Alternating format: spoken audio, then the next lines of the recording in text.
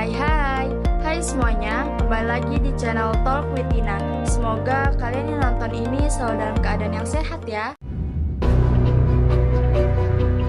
Perjuangan perempuan Indonesia untuk mengupayakan kesetaraan gender dan bisa berdiri sejajar dengan laki-laki kerap dihadapkan pada berbagai tantangan dan hambatan yang terus berubah.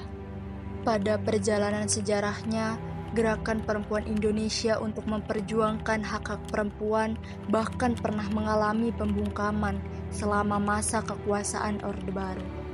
Pada masa ini, makna gender di Indonesia dibentuk dan ditata ulang secara kasar. Perjuangan kaum perempuan masa sebelumnya yang memperjuangkan persamaan hak antara laki-laki dan perempuan, semua sengaja dikaburkan dan dikubur. Pada masa awal Orde Baru, Gerwani, Gerakan Wanita Indonesia dianggap sebagai organisasi terlarang yang dianggap ikut terlibat pada gerakan komunis dalam peristiwa G30 SPKI, karena Gerwani merupakan afiliasi dari Partai Komunis Indonesia. Pada saat itu, mereka dituduh melakukan kekerasan dan tindakan asusila terhadap para jenderal yang menjadi korban G30 SPKI. Organisasi Gerwani disudutkan dengan pemberitaan tentang bahayanya berpolitik dengan seksualitas perempuan yang tak terkendali. Dengan adanya pernyataan tersebut, secara tidak langsung menyatakan bahwa PKI dan Orde Lama secara keseluruhan tidak memiliki moral, karena telah memperbolehkan perempuan menjadi sedemikian liar. Pernyataan itu menyebabkan munculnya arti lain tentang kodrat perempuan. Maka, pemerintahan Orde Lama dianggap bertanggung jawab atas pelecehan kodrat perempuan karena perempuan memiliki kebebasan berpikir dan bertindak sesuai pemikiran diri sendiri. Setelah ketegangan dari adanya pembasmian Gerwani, kontrol pemerintah semakin meningkat. KOANI, Kongres Wanita Indonesia, ditunjuk oleh pemerintah Orde Baru untuk menjadi organisasi payung bagi semua kelompok wanita, dari organisasi profesional, sosial, keagamaan, sampai organisasi-organisasi fungsional.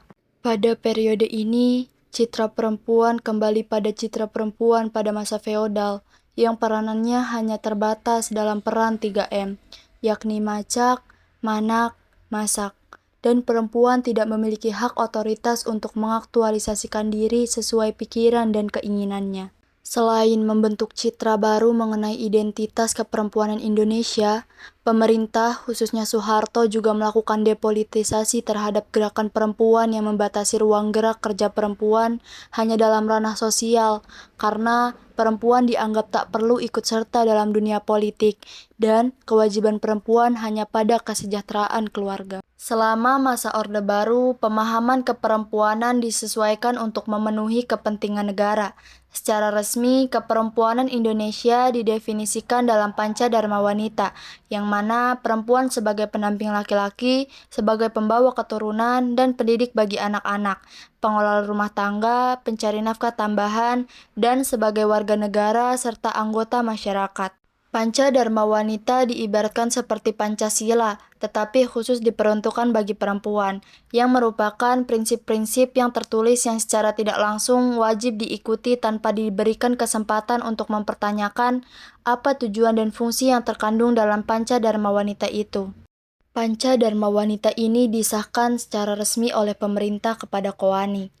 Panca Dharma Wanita tersebut sangat membatasi perempuan, domestifikasi dan depolitisasi perempuan dengan hanya mengurus suami, anak, dan rumah tangga, sama sekali tidak memberikan perempuan ruang untuk menikmati dan melakukan hal-hal sebagaimana sebagai subjek manusia.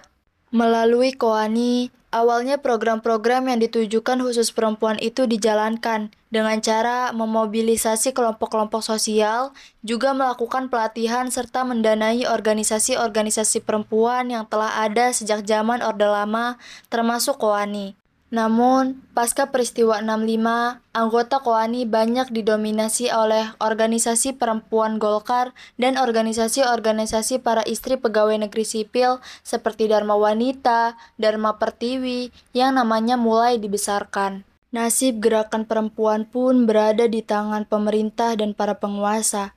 Namun, perempuan tak tinggal diam saja. Kungkungan pemerintahan represif mendorong beberapa perempuan membuat organisasi perempuan di luar Koani. Desakan untuk melakukan gerakan perempuan alternatif muncul ketika efek buruk pembangunan mulai terasa merugikan perempuan.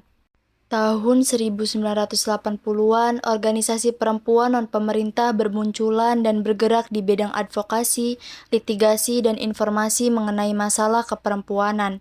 Usaha pemerintah Orde Baru untuk menundukkan perempuan dan organisasi perempuan tak sepenuhnya berhasil. Para perempuan berserikat, membangun kembali organisasi, dan bersama organisasi-organisasi lain menentang pemerintahan represif Soeharto. Mungkin cukup sekian pembahasan kali ini. Ditunggu ya pembahasan-pembahasan selanjutnya.